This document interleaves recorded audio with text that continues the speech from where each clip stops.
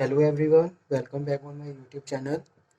Student, international trade में आज के लेक्चर में हम लोग डिस्कशन करेंगे वर्ल्ड ट्रेड ऑर्गेनाइजेशंस के बारे में, about the objectives of world trade organisation, principles of world trade organisation और silent features of world trade organisation. ठीक है,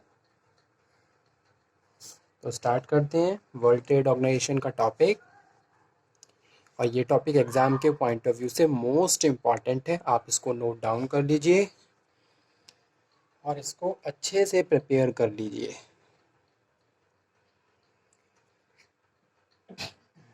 सॉरी।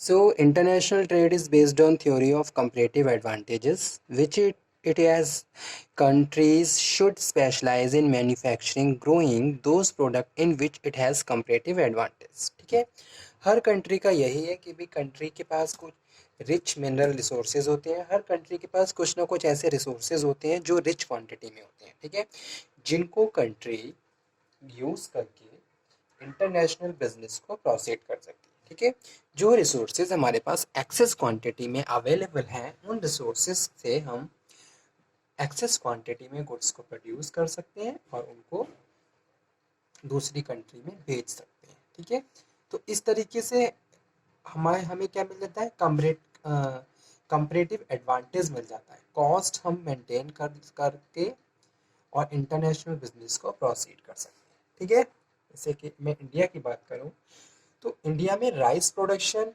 अगर मैं एग्रीकल्चर सेक्टर से बात करूं या फिर अगर मैं बात करूं फूड की ही बात कर लेता हूं मैं। ठीक है, इंडिया, जैसे कि हमें पता है India second largest populated country है वर्ल्ड में, लेकिन फिर भी इंडिया में जो फूड है वो क्या है, बैलेंस्ड है। फूड की जो डिमांड है वो बैलेंस है और ओवर एक्सेस क्वांटिटी में जो हम प्रोड्यूस करते हैं उसको हम दूसरी कंट्री में एक्सपोर्ट करते हैं। ठीक है, तो जो चीज़ें हम एक्सेस क्वांटिटी में कंपैरेटिव एडवांटेज गेन करते हुए प्रोड्यूस कर पा रहे हैं, उनसे हम इंटरनेशनल बिजनेस को प्रोसीड करते हैं।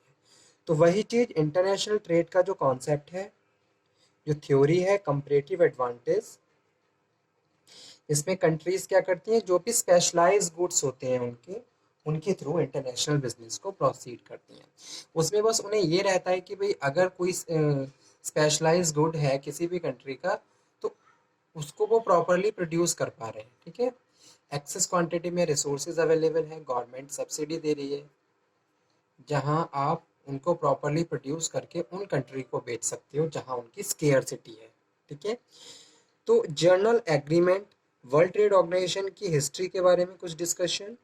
तो वर्ल्ड ट्रेड ऑर्गेनाइजेशन क्या है, ये एक तरीके से फॉर्म है किसकी, journal agreement on tariff on trade, जिसको गट के नाम से बोला जाता है was agreed flow of goods and services. Journal agreement on tariff and trade was agreed in 1947 and replaced by World Trade Organization।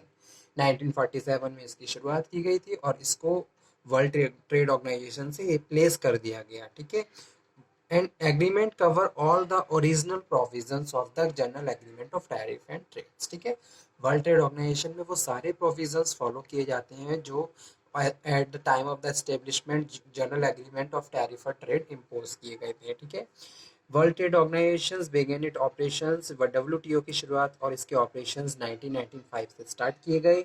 India is one of the founder of the world Trade organisations, और इसका जो head quarter वो Geneva Switzerland में है। ठीक है, अब इसके कौन कौन से मेन फंक्शंस हैं, कौन कौन से मेन फंक्शंस होते हैं।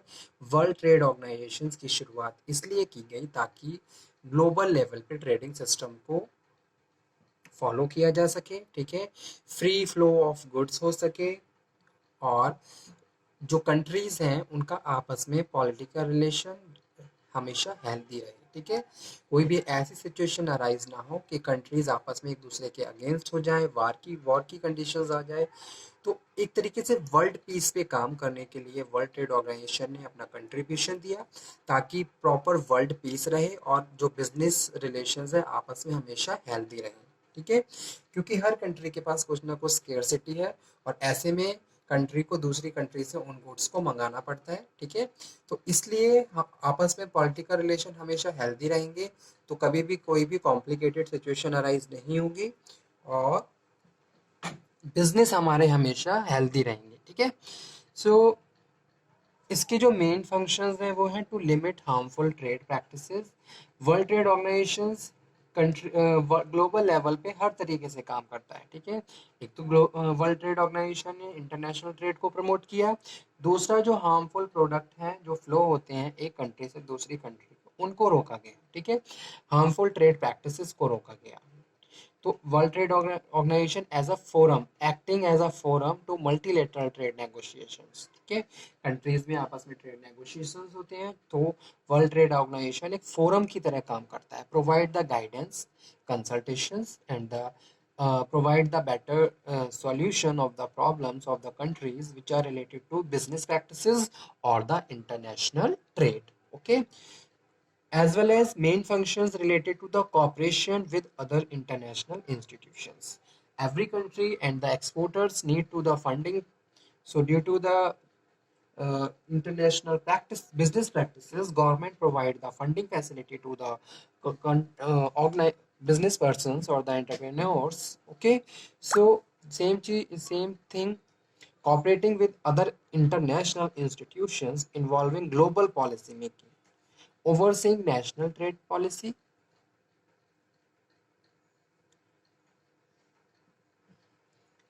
And 76 government became member of the World trade Organization on its first day, ठीक है।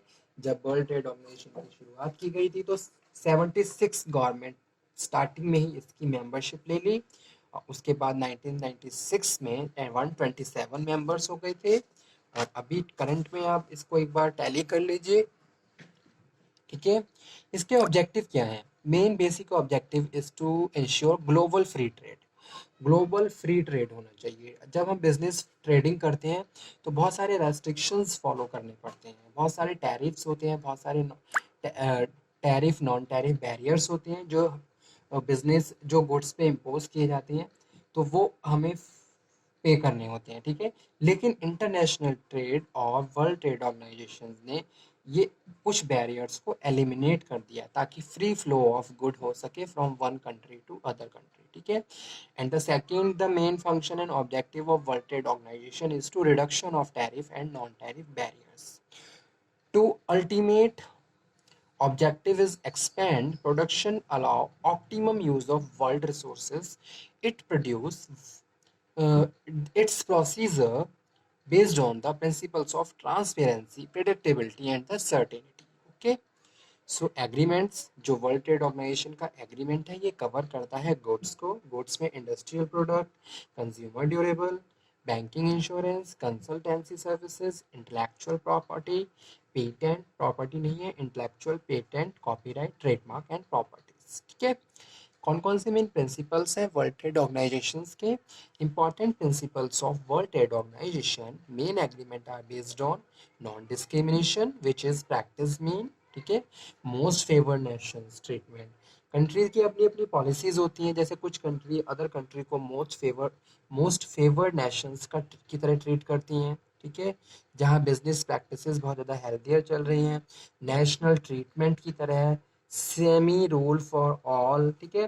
Free trading system, barriers come down sorted through the negotiation, predictable trading system, barriers such as tariff, non-tariff, more competitive trading system, discouraging unfair practices in the export subsidy, low cost of productivity, export में subsidy provide करती है government exporters को,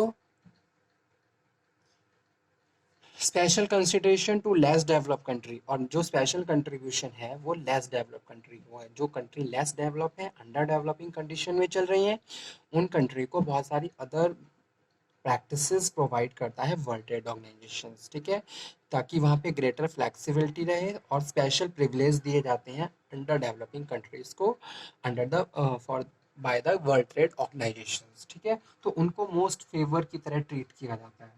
better facility, policy making, specialize policy provide formulation, implementation in those country where economy is slow pace, ठीक है, down चल रही है। तो इस तरीके से ये सारे क्या हैं, मेन प्रिंसिपल्स हैं वर्ल्ड ट्रेड ऑर्गेनाइजेशन के।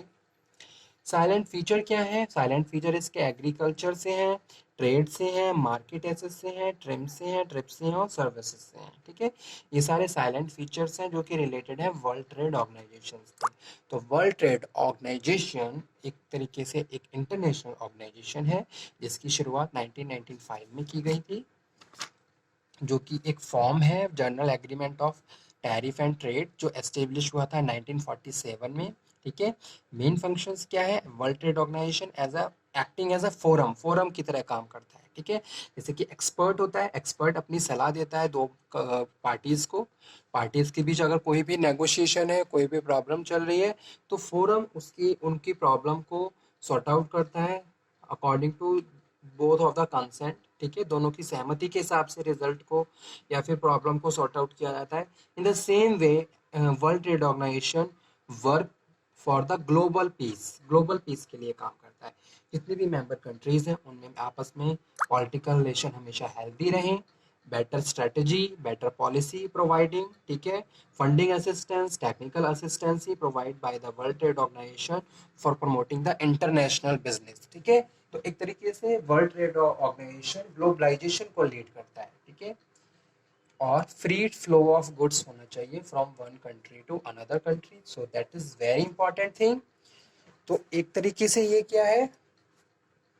इंटरनेशनल इंस्टीट्यूशन है, फाइनेंशियल इंस्टीट्यूशन की तरह काम करता है। और तो ये टॉपिक हमारा आज फिनिश हुआ। दोबारा से हमने इसको रिवाइज कर लिया एक बार, आप भी एक बार इसको दोबारा से पढ़ लीजिए, और अगर कोई डाउट हो, कोई क्वेरी हो, कोई डिस्कशन करना हो तो आप दोबारा से कर सकते हो। ठीक है, again I am saying this topic is very important for exam point of view, so please note down and study, read very carefully. Okay, okay student, thank you very much. Again we will discuss and meet in next lecture. Okay, so तब तक पढ़िए, stay healthy, stay motivated. Thank you.